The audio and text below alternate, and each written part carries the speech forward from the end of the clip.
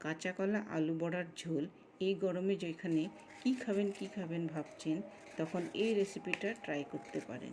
কম মশলা দিয়ে তৈরি হলেও কিন্তু বেশ সুস্বাদু হয়। ভিডিওটা শুরু করব তার আগে সবাইকে সুস্বাগত জানাই। আজকের আমার প্রধান উপকরণ হলো কাঁচা কলা। আমি 4টি কলা দিয়ে রান্নাটা করছি। কাঁচা কলাটা বাকলা ছাড়িয়ে আমি মধ্যখান দিয়ে কেটে 4 পিস করে নেব। আর আমি আলু একটা খোসা ছাড়িয়ে কিউব করে কেটে নিলাম।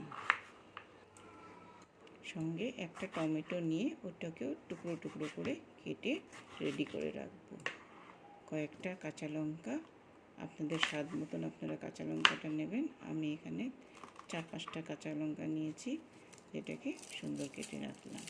পেঁয়াজ একটা সুন্দর করে কেটে নিলাম। কাঁচা কলা আলুকে ভালো করে ধুয়ে জল ছড়িয়ে রাখলাম। এখানে সব মশলাগুলি আমি নিয়ে নিয়েছি। পেঁয়াজ কেটে রেখেছি, টমেটো, রসুন, গরম মশলা, কাঁচা লঙ্কা। ডালটাকে আজকের কাঁচা কলার ঝোল আমি বড়া দিয়ে করব। ডাল আপনি যে কোনো ডাল নিতে পারেন, কিন্তু আমি মসুর ডালটাই নিলাম। মসুর ডালটাকে ভালো করে ধুয়ে 3-4 ঘন্টা ভিজিয়ে রেখেছিলাম। এবার মসুর ডালটাকে বেটে নিলাম, কিন্তু এখানে কোনো জল ব্যবহার করবেন না আপনারা। জল দিলে একদম ঝোলা হয়ে যাবে। এর মধ্যে আমি একটা ডিম দিয়েছি, 1/2 চামচ হলুদ দিয়েছি, 1/2 চামচ লবণ দিয়ে এটাকে খুব সুন্দর ফেটবো। এই ডালটা বাটার সময় একটা জিনিস খেয়াল রাখবেন, যে যত কম পরিমাণে জল দেওয়া যায়। যেহেতু আমরা ডিম এটার মধ্যে দিয়েছি, জলের পরিমাণটা একদমই কম দেবেন। 2 থেকে 3 মিনিট পর্যন্ত আপনি ডালটাকে ফাটাবেন। যত ফাটাবেন তত এটা ফুলে উঠবে, আরও খুব সফট হয়ে যাবে। প্যানে তেল দিয়ে মিডিয়াম আঁচের মধ্যে আমি বড়াগুলোকে সুন্দর করে ভেজে নেব। এখানে আমি বলে দিচ্ছি, আপনারা ডাল ফেটার সময় জলটা ব্যবহার না করাটাই ভালো। করলে আপনার এখানে এখন যেহেতু আমরা ডিম দিয়েছি, পাতলা হয়ে গেছে। আগের থেকে জল যদি দিয়ে আপনি ডালটাকে বাটেন, তাহলে তেলের মধ্যে ছাড়ার সাথে সাথে বড়াগুলি ফেটে যাবে, তাই জলটা দেবেন না। এখন সুন্দর করে আমরা বড়াগুলোকে এপিট ওপিট ভেজে নেব। সাইডের গ্যাসটার মধ্যে আমি একটা কড়াই বসিয়ে দিলাম, তার মধ্যে দিলাম তেল দিয়ে দিলাম 2টো তেজপাতা, দিয়ে দিলাম গরম মশলা। একটু সময় ভাজবো। সুন্দর ভাজা যখন হয়ে আসবে, একটু গন্ধ ছড়বে যখন, তখন এর মধ্যে দিয়ে দিয়েছি একটুখানি জিরা দিয়ে এবার আমি আলুগুলোকে দিয়ে দিলাম। আলুগুলোকে একটু সময় ভাজা করব, কিন্তু আঁচটা বেশি করে দেওয়া যাবে না। আঁচটা মিডিয়াম আঁচেই রাখতে হবে। আলুগুলোকে যখন দেখছি একটু গোল্ডেন হয়ে এসছে, তখন আমি এর মধ্যে দিয়ে দেব কাঁচা কলাগুলো। কাঁচা কলা ভাজার সময় স্টিমটা একটু হাই টু মিডিয়াম রাখবেন, কেন কি কাঁচা কলা ভীষণ তাড়াতাড়ি নরম হয়ে যায়, সেই জন্য হাই টু। এবার আঁচটা কমিয়ে আমি এখানে আদা বাটা দিলাম। এর মধ্যে দিয়ে দিচ্ছি মিক্সির মধ্যে করে রাখা আমার paste, tomato, onion, garlic, chilli সব মিলিয়ে পেস্ট করে নিয়েছিলাম। পেস্টটা দিয়ে এখন অল্প সময় ভাজা করব। ভাজা করার সময় স্টিমটা কিন্তু বেশি দেবেন না, কম আঁচেই ভাজবেন। এর মধ্যে এখন আমি অ্যাড করে দিলাম 1/2 টেবিল স্পুন হলুদ, আরও 1/2 টেবিল স্পুন লবণ, আরও দেব 1/2 টেবিল স্পুন জিরার গুঁড়ো দিয়ে এখন আবার একটু সময় ভাজা করব।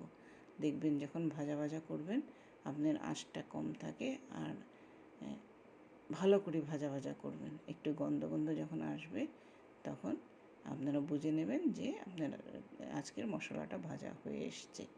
আমার অর্ধেক কাটা টমেটো ছিল, আমি অর্ধেক কাটা টমেটোটা এর মধ্যে দিয়ে দিলাম। এবার আরেকটু সময় ভাজবো।